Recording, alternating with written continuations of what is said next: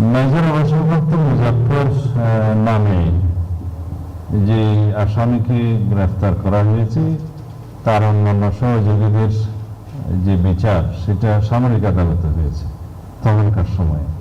সেখানে কিছু ফাইন্ডিংস আছে। তিনি পলাতক ছিলেন, দীর্ঘদিন ভিন্ন নাম ধারণ করে পার্শ্ববর্তী দেশে পলাতক ছিলেন।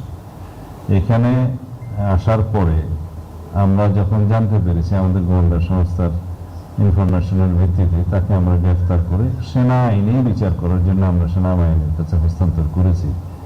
জেনারেল কোর্ট মার্শাল করে সম্ভবত তার বিচারটা নিষ্পন্ন হবে। আগে যারা একই মামলায় শহীদ রাষ্ট্রপতি জিয়াউর রহমানের হত্যা মামলায় কনভিক্টেড হয়েছে বা এক্সিকিউটেড হয়েছে, সেই রায় অনুসারে তার মধ্যে তার বিষয়ে কোনো ফাইন্ডিংস আসে কিনা সেটা সেই জেনারেল কোর্ট মার্শাল দেখবে সেই আইনে। এখানে আমাদের সিভিল লতে তাকে এখন আবার মামলা অন্তর্ভুক্ত করাটা কতটা আইনসম্মত হবে সেটা তখন দেখা যাবে, এখন না।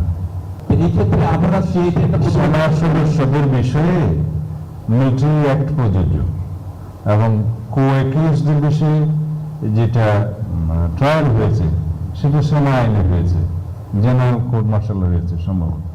সে একই ব্যক্তি, একই কো-অ্যাকিউজ, সে পলাতক ছিলেন, তিনি তাকে ধরা হয়েছে এবং আমরা সেনাবাহিনীর কাছে হস্তান্তর করেছি। তারা তাদের বিধি মোতাবেক জেনারেল কোর্ট মার্শাল গঠন করে সে বিষয়ে ব্যবস্থা নেবেন।